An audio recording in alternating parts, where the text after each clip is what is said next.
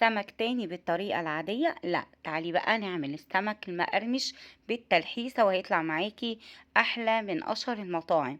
هيطلع معاكي سمك مقرمش وطري من جوه وطعمه حكاية، ولحم السمكية هتلاقيه من جوه كده لونه أبيض وخطير. اسمعي معايا كده صوت القرمشة. يلا نبدأ ونقول بسم الله. وأول حاجة هنعملها التتبيلة. التتبيلة سهلة وبسيطة بس فيها تركية واحدة هتفرق معاكي في الطعم كتير. توم مهروس على حسب كمية السمك، وكمان معلقتين من هريسة الشطة، ومعلقة كبيرة من الملح، ومعلقة صغيرة من الكمون والكزبرة الناشفة. وبعد كده هننزل بباكت من اليانسون. ايوه، باكت من اليانسون. جربي التركه دي في تتبيله السمك وهتدعيلي. حطي باكت ينسون او لو عندك ينسون سايب من العطار، بس خدي بالك هتنقيه كويس جدا عشان بيبقى فيه حصى. وقلبي بقى التتبيله الحلوه بتاعتنا دي، وشيلي كده معلقه او معلقتين علشان خاطر تحطيهم مع رز الصياديه. بيودي طعم الرز في حته تانية خالص. بعد كده هنتبل السمك بعد ما كنت غسلته كويس جدا وصفيته عشان ينزل اي سوائل فيه. هنسيبه في التتبيلة لمدة ربع ساعة علشان كده لحم السمك يشرب من التتبيلة اللي احنا عاملينها. عقبال بقى ما السمك يتبل معايا، تعالوا نعمل احلى رز صيادية هتدعيلي عليه بتركات بسيطة كده بس حقيقي هتفرق في الطعم. معايا حلة على النار، هنزل فيها بكمية الزيت المناسبة على حسب كمية الرز. اول ما الزيت بتاعي بيسخن هنزل ببصلاية حلوة كده، تكون كبيرة شوية وياريت تكون بصلة بيضة متقطعة مكعبات صغيرة، لا عايزاها مبشورة ولا مضروبة في الكب. وهنزل بمعلقة صغيرة من السكر مع البصل علشان خاطر يكرمل البصل كده ويدي طعم تسكيرة في منتهى الجمال. وهبدأ بقى اشوح البصلة بتاعتي كويس جدا لحد ما تاخد معايا لون جلد كده غامق، يعني لون ذهبي غامق. بعد كده المعلقة اللي احنا شلناها من التتبيلة بتاعة السمك بنزل بيها في المرحلة دي على البصل. يا نهار ابيض بقى، مش عايزة اقول لكم الريحة عاملة ازاي. الطعم بيبقى فعلا خطير. طب ليه ما حطيناهاش في الاول مع البصل؟ علشان التوم هيتحرق وهيمرر، فاحنا يعني ننزلها في الاخر خالص يا دوبك بس التوم هياخد تشويحة بسيطة، احنا مش هنحمره. بعد كده بنزل بالمية المغلية، وطبعا كمية المية برضو على حسب الرز.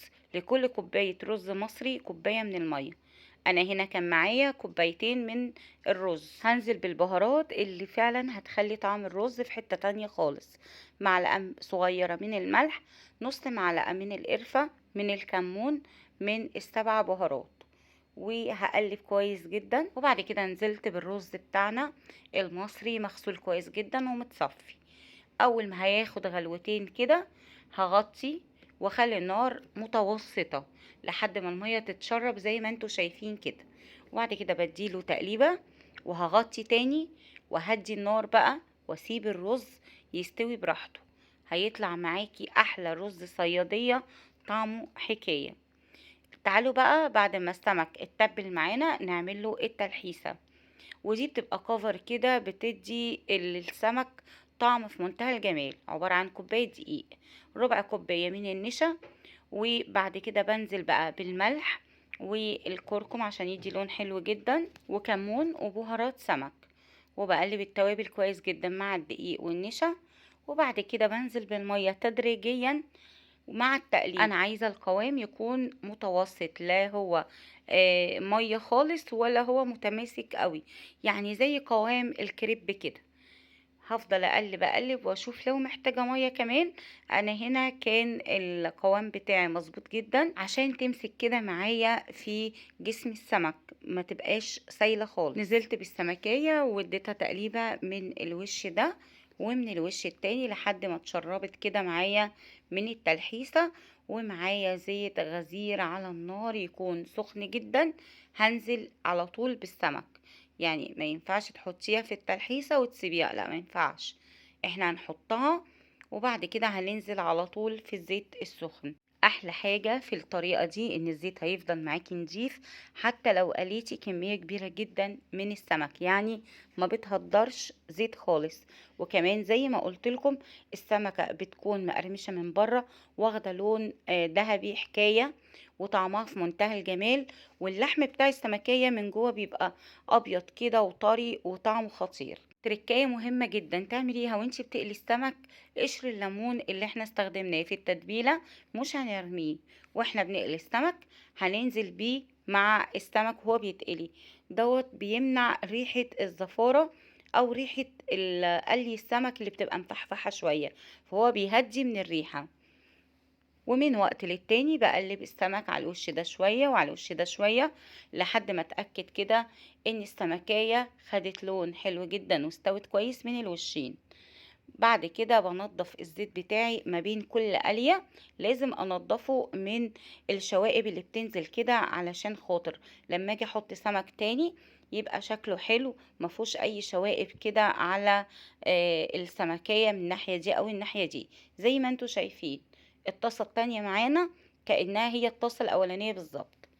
ده الرز بقى بتاع الصيادية بتاعي خلاص استوى وبقى زي الفل مفلفل، والرزاية برزتها وطعمه حكاية. انا متأكدة لما تجربوا بالطريقة دي هتعتمدوا الطريقة وهتعجبكم جدا. بصوا انا كنت بقلب وبدوق يعني من كتر الجمال بتاع الرز اللي احنا عاملينه.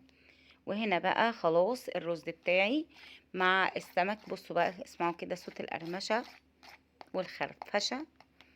هو ده السمك المقلي المظبوط، مش شارب زيت وطالع مقرمش معايا من بره. وزي ما قلت لكم الطريقه دي هتوفر معاكم في الزيت كتير ومش هتهدر زيت، والزيت بيفضل معاكي نضيف ما بين كل قليه والتانيه حتى لو هتحمري 10 كيلو من السمك. احلى بكتير ما نحط السمك في الدقيق الطريقه المعتاده وبعد كده بننزله في الزيت، بتلاقي الزيت معاكي من اول طاسه بيتحروق والسمكه بعد ما بتطلعيها بتطرى. لا، مفيش الكلام بقى ده خالص. جربوها وهتعجبكم وهتعتمدوها. ودي كانت وصفتنا النهارده. ما تنسوش بقى تحطوا لايك وتكتبوا لي في الكومنتات إيه الوصفات اللي حابين نعملها الايام الجايه مع بعض. بحبكم قوي في الله، واستنوني في وصفات حلوة جاية كتيرة من مطبخ بنت هاشم. هسيبكم في حفظ الله ورعايته. مع السلامة.